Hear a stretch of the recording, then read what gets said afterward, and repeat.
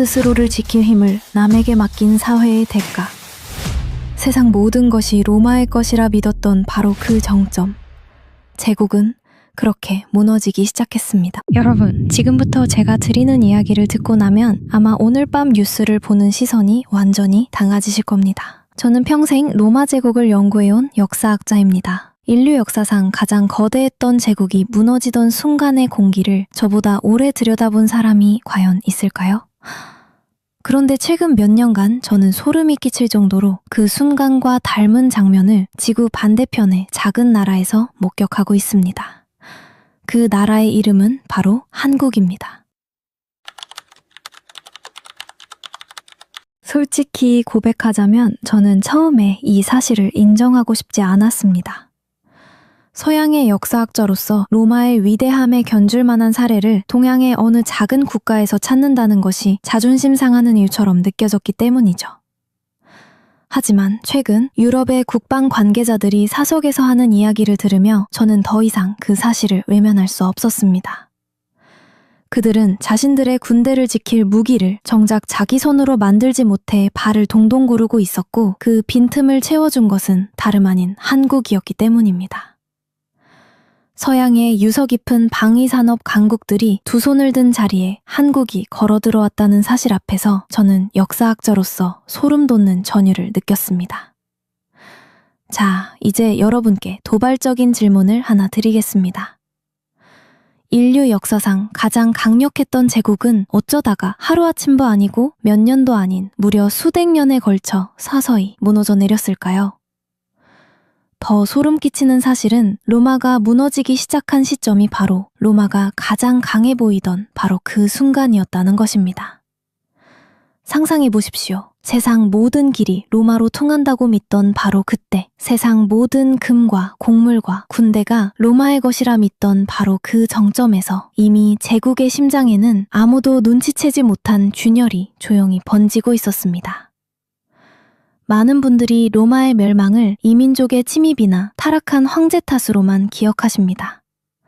하지만 제가 평생 사료를 파헤치며 알아낸 진실은 훨씬 더 잔인합니다.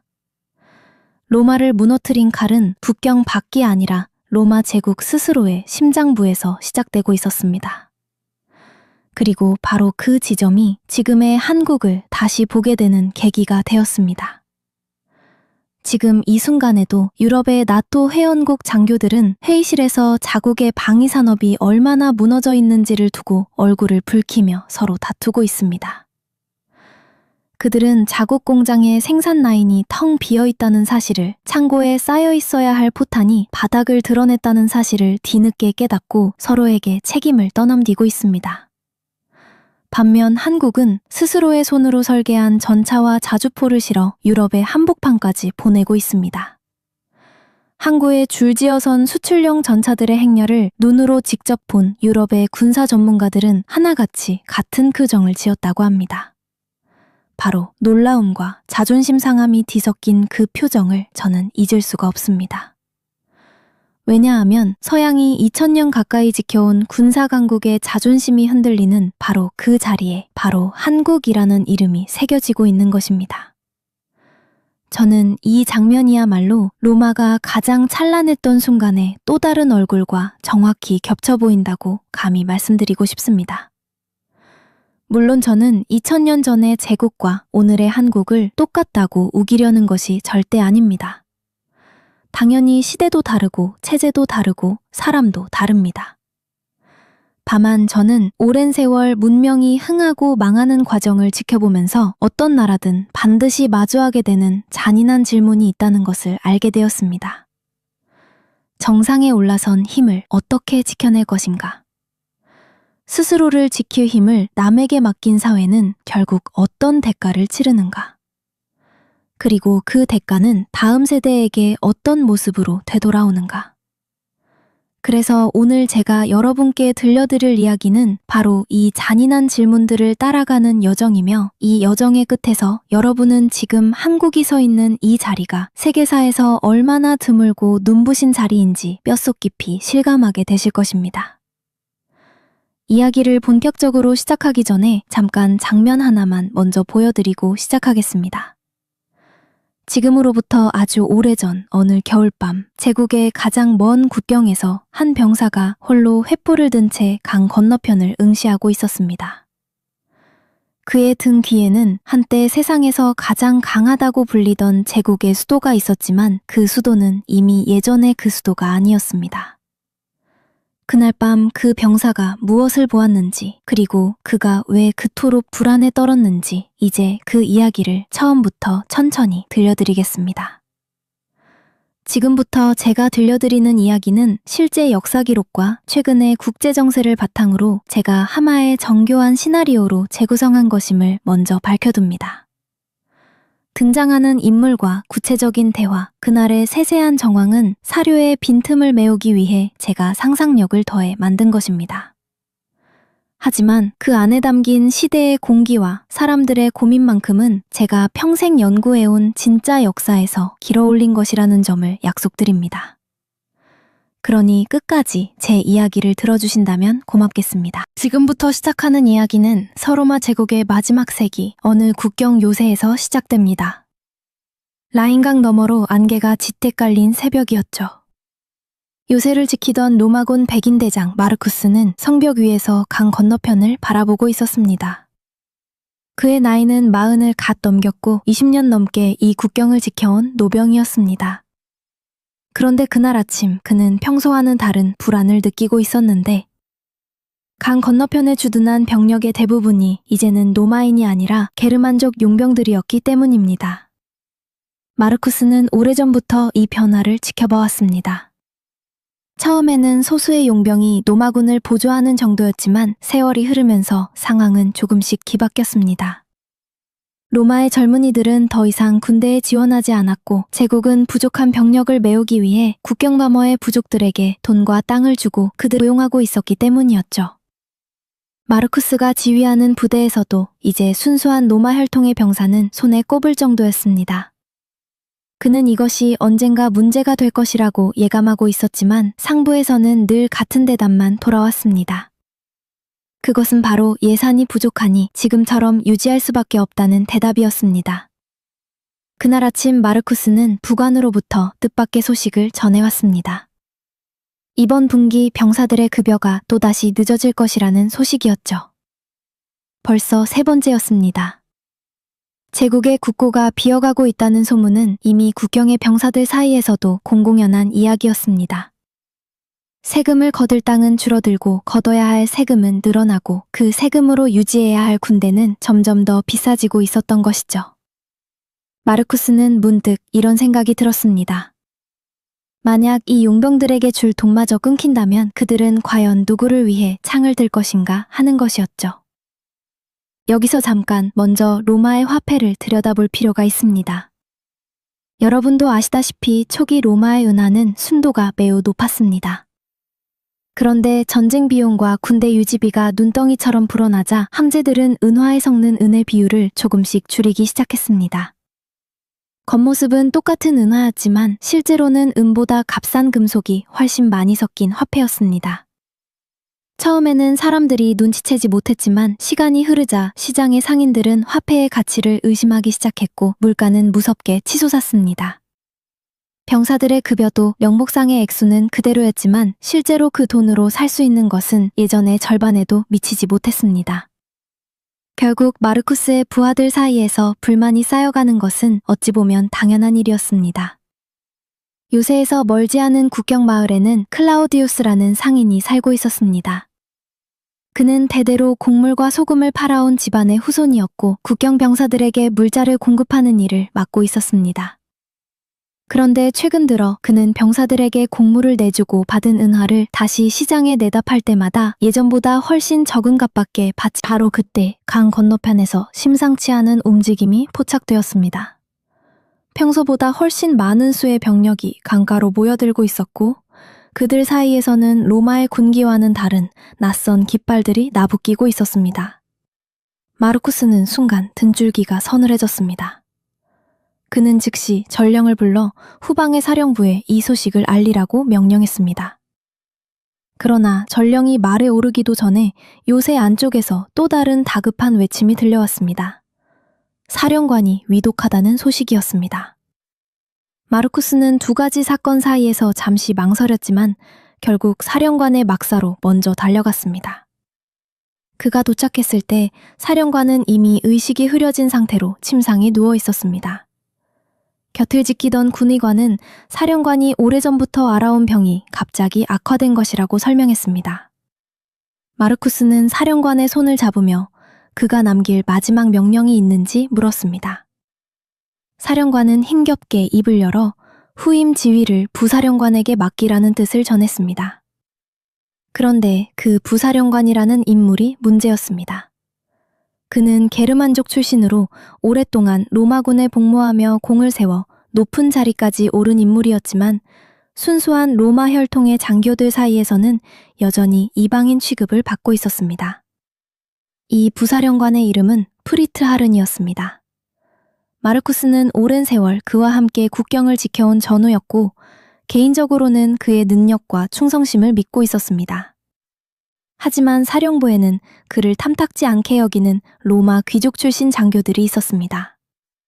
그들의 중심에는 아우렐리우스라는 이름의 원로 장교가 있었습니다.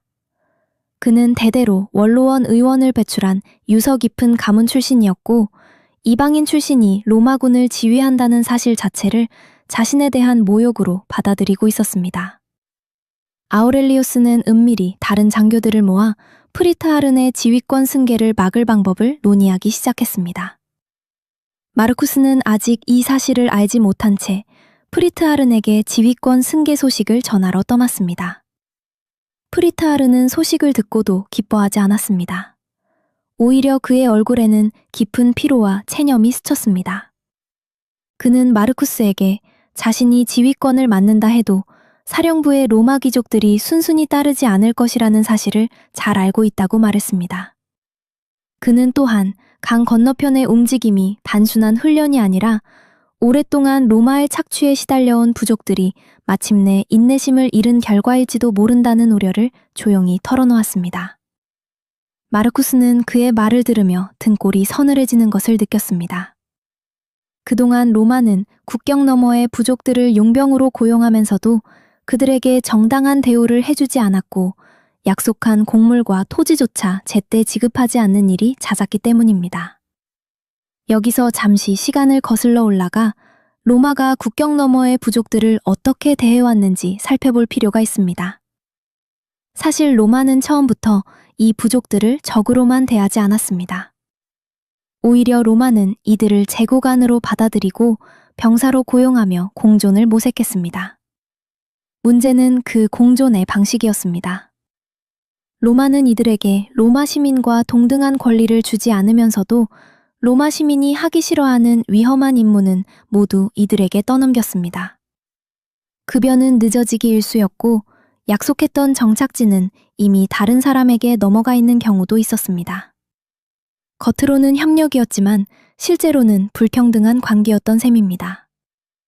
프리트하른 같은 인물이 아무리 뛰어난 능력을 보여도 결코 로마 사회의 핵심으로 들어갈 수 없었던 이유가 바로 여기에 있었습니다. 이 무렵 로마 본국에서는 또 다른 풍경이 펼쳐지고 있었습니다. 아우렐리우스가 국경의 위기를 두고 청원을 올리던 바로 그 시기, 로마의 원로원에서는 새로운 세금 부과안을 둘러싼 논쟁이 한창이었습니다.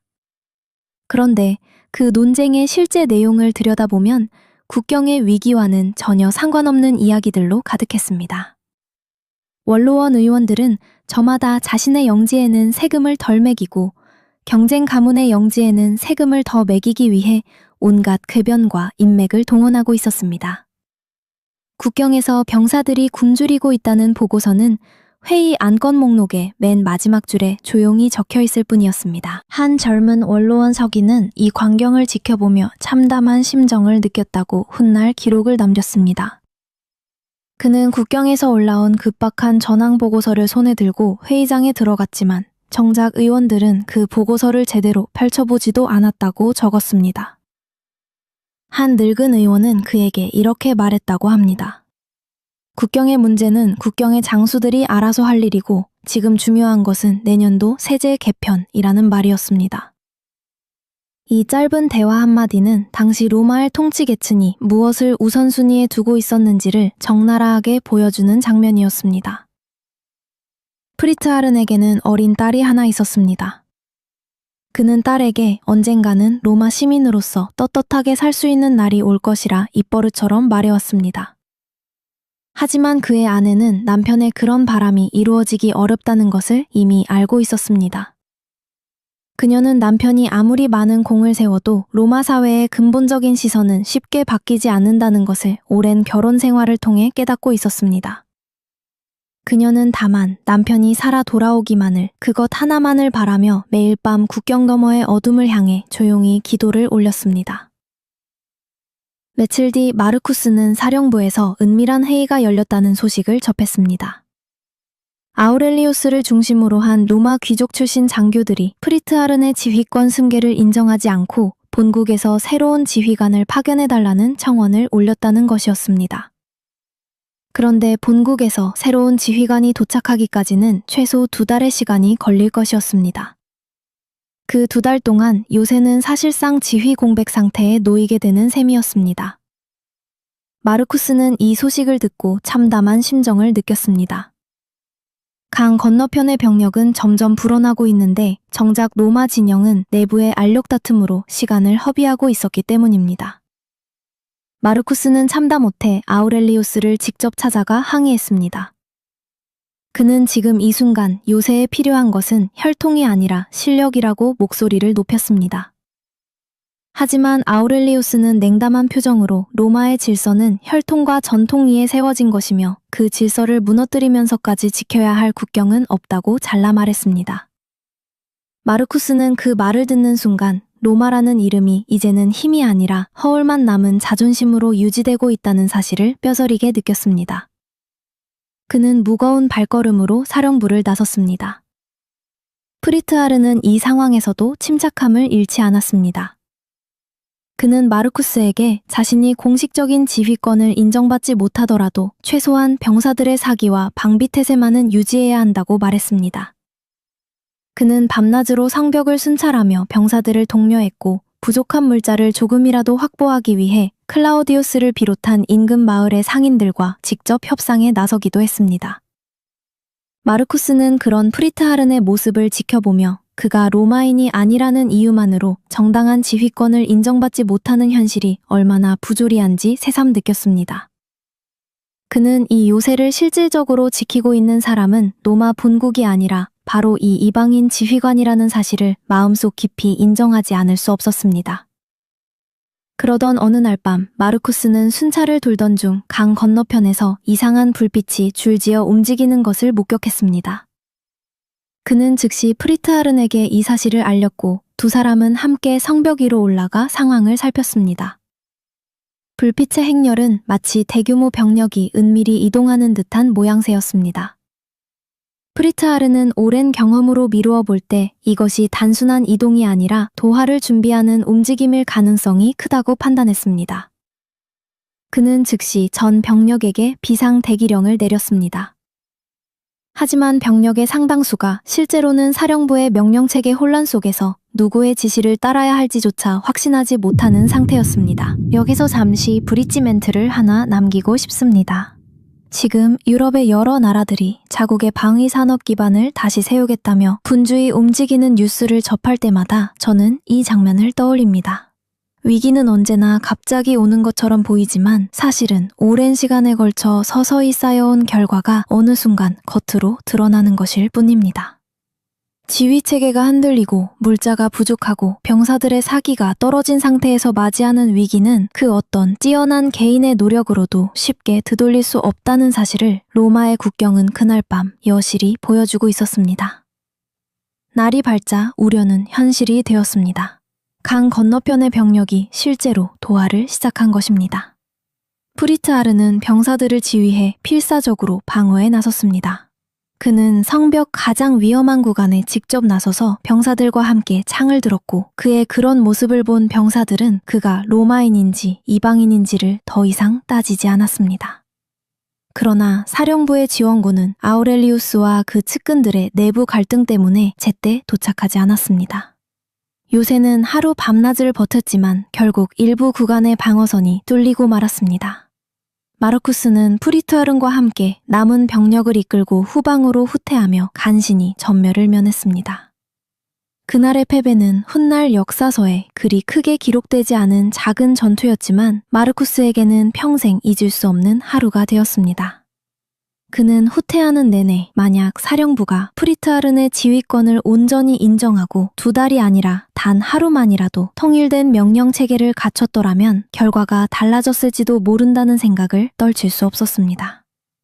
후퇴하는 병사들의 행렬 속에서 프리투아르는 말없이 뒤를 돌아보며 자신이 지키지 못한 요새의 성벽을 오래도록 바라보았습니다. 이 작은 패배는 단독으로는 제국을 무너뜨리지 못했습니다. 하지만 역사가들은 이런 작은 균열들이 수십 년에 걸쳐 쌓이고 쌓여 마침내 거대한 붕괴로 이어졌다고 말합니다. 실제로 이로부터 그리 멀지 않은 시점에 서로마 제국은 라인강 방어선을 완전히 상실했고 이민족들은 갈리아와 이베리아 반도 깊숙이까지 밀고 들어왔습니다. 로마 본국은 그제야 사태의 심각성을 깨달았지만 이미 국고는 바닥나 있었고 병사들의 충성심은 예전 같지 않았으며 무엇보다 스스로 무기를 만들고 스스로 병력을 길러낼 산업 기반 자체가 오래전에 무너져 있었습니다. 로마는 한때 지중해 전역의 광산과 대장간과 조선소를 지배하며 스스로 모든 것을 생산해내는 제국이었습니다. 로마의 대장간에서 만들어진 검과 갑옷은 지중해 어디에서도 최고로 인정받았고 로마의 조선소에서 만들어진 함선은 그 어떤 적국의 함대도 두려워할 정도였습니다. 그러나 말기에 이르러 로마는 무기의 상당 부분을 용병들이 가져온 장비에 의존했고 병력의 핵심마저 외부에 맡긴 상태였습니다. 심지어 조폐국조차 제대로 된 화폐 하나 온전히 찍어내지 못하는 지경에 이르렀습니다. 스스로 만들어내는 힘을 잃은 제국이 마지막 순간에 기댈 곳은 어디에도 없었습니다. 그리고 이로부터 세월이 더 흐른 뒤 마침내 그 누구도 상상하지 못했던 일이 벌어졌습니다. 한때 세상의 중심이라 불리던 로마의 성문이 이민족 군대에게 열리는 날이 오고야만 것입니다. 놀라운 것은 그 성문을 지키던 병사들 가운데 상당수가 로마인이 아니라 로마가 오래전부터 홀대해온 이민족 출신 용병들이었다는 사실입니다. 그들은 오랜 세월 로마를 위해 싸웠지만 끝내 정당한 대우를 받지 못했고 결국 방어의 의지를 잃어버린 채 성문 앞에서 무기를 내려놓았다고 전해집니다. 그날 로마 시내에서는 수백 년 동안 쌓아 올린 신전과 관저와 시장이 불타올랐습니다. 한때 세상 모든 불을 빨아들이던 도시가 하루아침에 약탈의 대상이 되는 광경을 지켜본 어느 원로원 서기는 이런 기록을 남겼습니다. 로마가 무너진 것은 저 성문이 열린 오늘이 아니라 국경의 병사들에게 급여를 미루던 그 수많은 날들 가운데 이미 시작되어 있었다는 기록이었습니다. 이 짧은 문장은 훗날 많은 역사가들에 의해 로마 몰락의 본질을 가장 정확하게 짚어낸 기록으로 평가받게 됩니다. 아우렐리우스는 훗날 이 패배의 책임을 두고 원로원에서 프리투아른을 탓하는 발언을 했다고 전해집니다. 하지만 정작 그 자리에 있던 다른 장교들 중 누구도 그의 말에 선뜻 동의하지 못했습니다. 그들은 모두 그날 밤 성벽 위에서 홀로 창을 들고 싸운 사람이 누구였는지를 똑똑히 기억하고 있었기 때문입니다. 그러나 역사의 기록은 언제나 힘있는 자들의 목소리로 채워지는 법이었고 프리투아른의 이름은 정식 전공 기록에서 조용히 지워졌습니다. 프리투아른은 그 후로도 오랫동안 로마를 위해 싸웠다고 전해집니다. 그러나 그는 끝내 자신의 공로에 걸맞은 대우를 받지 못했고 말년에는 씁쓸한 심령을 주변 사람들에게 토로했다고 합니다. 그는 자신이 지킨 것이 로마라는 이름이었는지 아니면 그저 자신이 사랑하게 된 사람들과 땅이었는지 스스로도 확신하지 못한 채 눈을 감았다고 전해집니다. 그의 어린 딸은 아버지가 그토록 바라던 로마 시민의 자격을 끝내 얻지 못한 채 국경 마을에서 조용히 살아갔다고 합니다. 마르쿠스는 프리투아른이 세상을 떠난 뒤에도 오랫동안 국경 지역에 남아 후배 병사들에게 그날 밤의 이야기를 들려주었습니다. 그의 곁에는 데키모스라는 젊은 신병이 있었는데 그는 마르쿠스의 이야기를 들을 때마다 눈시울을 붉히곤 했습니다. 데키무스는 어느 날 마르쿠스에게 어째서 로마는 그토록 훌륭한 지휘관을 끝내 품지 못했는지 물었습니다. 마르쿠스는 한참을 침묵하다가 이렇게 답했다고 전해집니다. 로마가 진짜로 지켜야 했던 것은 성벽이 아니라 그 성벽을 지키던 사람들의 마음이었는데 로마는 그것을 끝내 알지 못했다는 것이었습니다. 그는 늘 같은 말로 이야기를 마무리했다고 합니다. 스스로를 지킬 힘을 남의 손에 맡기는 순간 그 힘은 더 이상 우리의 것이 아니게 된다는 말이었습니다. 이제 이야기의 무대를 2000년 가까운 시간을 건너 오늘날로 옮겨보려 합니다. 저는 최근 폴란드의 한 군수 담당 관계자를 취재한 적이 있습니다. 그는 저에게 자신들이 왜 자주포와 전차 도입 사업의 파트너로 한국을 선택했는지 담담히 설명해 주었습니다. 그의 말에 따르면 유럽의 여러 방산업체들은 주문을 받은 뒤에도 실제 인도까지 오랜 시간이 걸리는 경우가 많았다고 합니다. 반면 한국의 업체들은 놀라울 정도로 짧은 기간 안에 실제 장비를 인도했고 심지어 현지에서 기술을 이전받아 폴란드 스스로 후속 물량을 생산할 수 있는 체계까지 구축해 주었다고 합니다. 그는 이런 말을 남겼습니다. 우리가 원했던 것은 단순히 무기가 아니라 우리 스스로 다시 일어설 수 있는 능력이었는데 한국은 바로 그것을 우리에게 주었다는 말이었습니다. 저는 이 이야기를 들으며 문득 프리타 하른을 떠올리지 않을 수 없었습니다. 로마는 국경 너머의 유능한 인재를 받아들이면서도 끝내 그에게 스스로 일어설 힘을 주지 않았습니다. 반면 오늘의 한국은 자신이 가진 기술을 기꺼이 나누며 상대방이 스스로 일어설 수 있도록 돕고 있었습니다. 물론 이것은 순수한 선의만으로 이루어진 일은 아닙니다. 그 안에는 정교한 산업 전략과 국가 간의 이해관계가 얽혀 있습니다. 하지만 결과적으로 그 방식이 만들어낸 신뢰는 로마가 끝내 만들어내지 못한 무언가를 보여주고 있었습니다. 저는 폴란드뿐만 아니라 다른 유럽 국가의 관계자들과도 이야기를 나눌 기회가 있었습니다. 북유럽의 어느 나라 국방 담당자는 자국의 혹독한 겨울 환경 속에서도 한국의 장비들이 고장 없이 작동한다는 사실에 놀라움을 감추지 못했다고 말했습니다.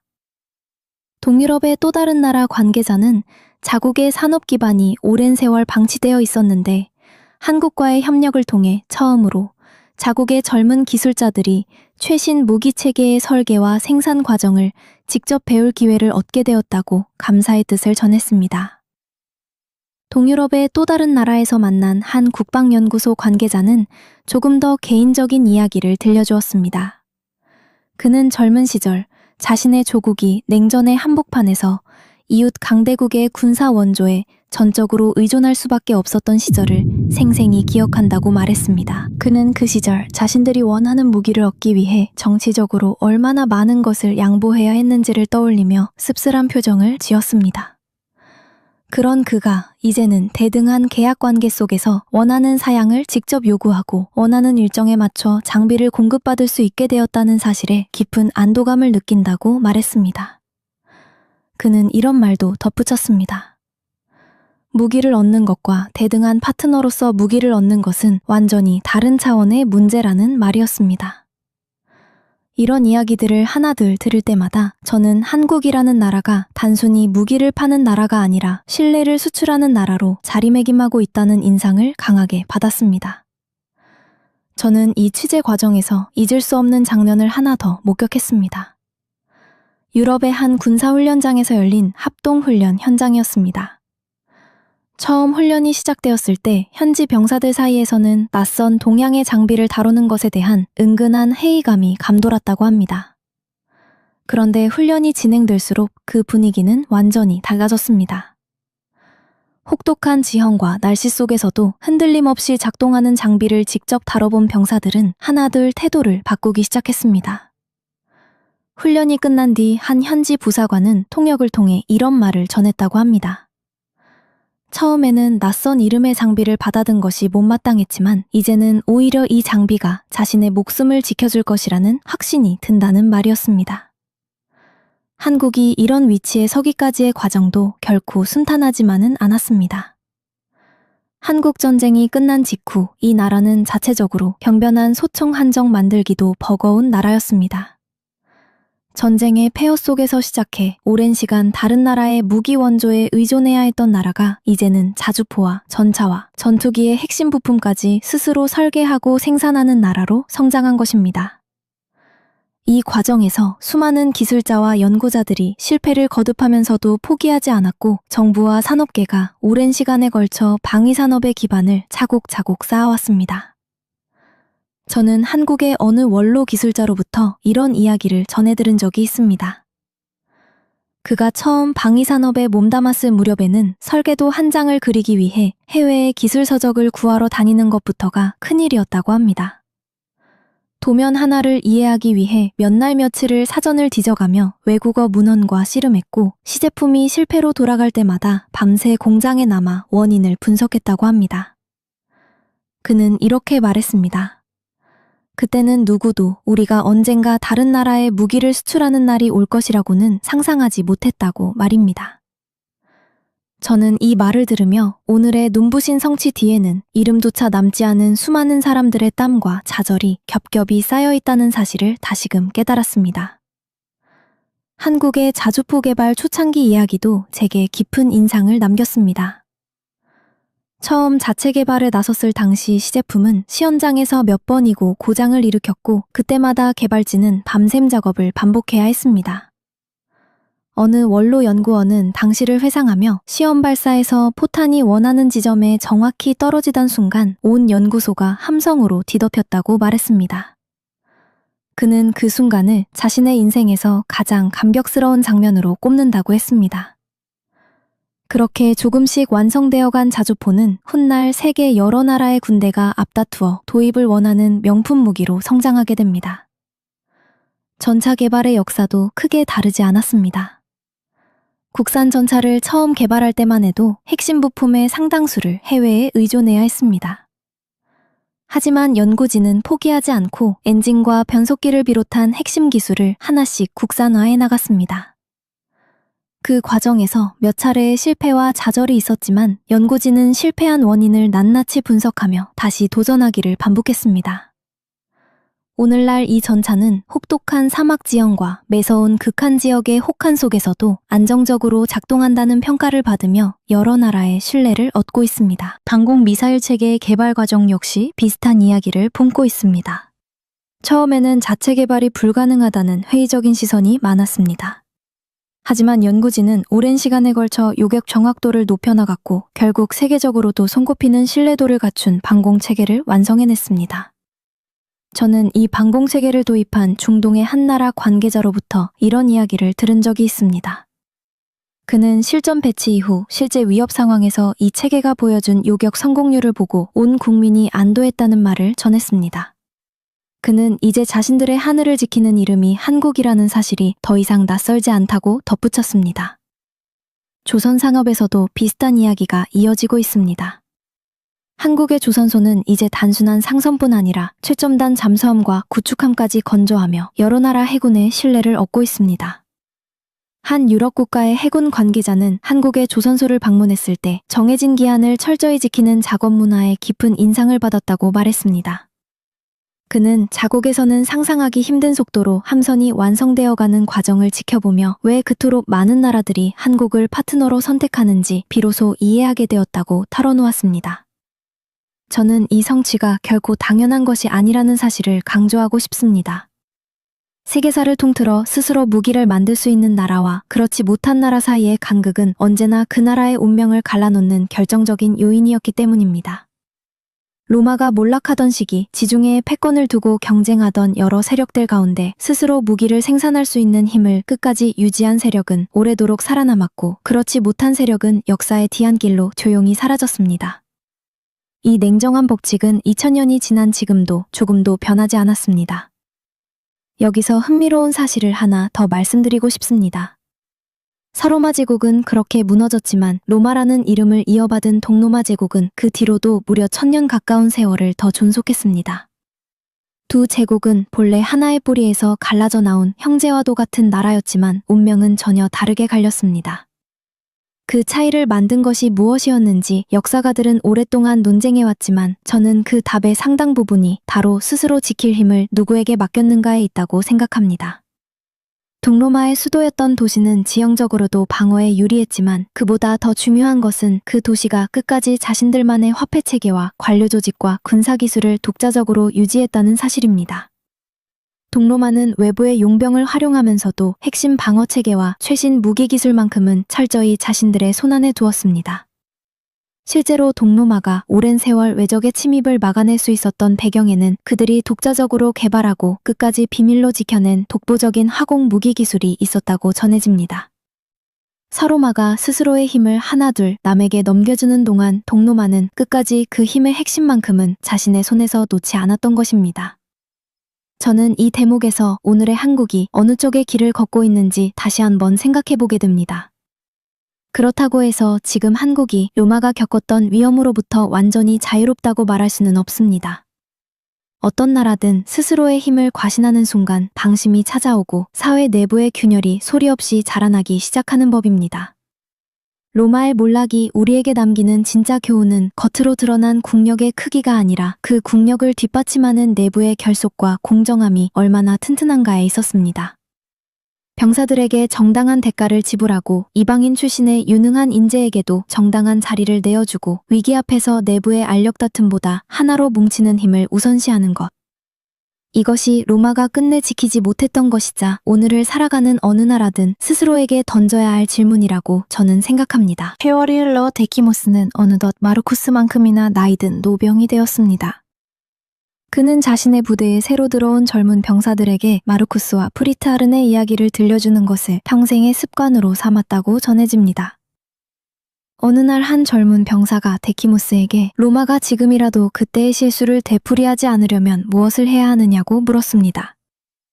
데키모스는 잠시 먼 곳을 바라보다가 이렇게 답했다고 합니다. 성벽을 두껍게 쌓는 것보다 성벽을 지키는 사람의 마음을 두껍게 쌓는 것이 먼저라는 답이었습니다. 저는 이 오래된 대답이야말로 시대를 초월해 오늘의 우리 모두에게 여전히 유효한 질문이라고 생각합니다. 저는 로마를 연구하는 학자로서 어떤 제국도 영원할 수 없다는 사실을 누구보다 잘 알고 있습니다. 그렇기에 저는 지금 한국이 이룬 성취를 그저 자랑스러워하는 데서 그치지 말자고 말씀드리고 싶습니다. 오히려 그 성취가 앞으로도 오래 이어지기 위해서는 무엇을 지켜야 하는지 함께 고민해 보아야 한다고 생각합니다. 한국은 지금 올라서고 있습니다. 하지만 올라선 나라가 오래 버티려면 과거의 제국들이 왜 무너졌는지도 함께 들여다보아야 합니다. 저는 그것이 역사를 공부하는 진짜 이유이자 오늘 제가 이 먼 이야기를 여러분께 들려드린 이유라고 생각합니다. 마지막으로 마르쿠스가 남겼다는 그 말을 다시 한번 여러분께 전하고 싶습니다. 스스로를 지킬 힘을 남의 손에 맡기는 순간 그 힘은 더 이상 우리의 것이 아니게 됩니다. 2000년 전 국경에 노병이 남긴 이 짧은 말이 오늘 이 시간 이 이야기를 끝까지 들어주신 여러분의 마음속에도 작은 울림으로 남기를 바라며 저는 오늘 이야기를 여기서 마치려 합니다. 함께 해주셔서 감사합니다.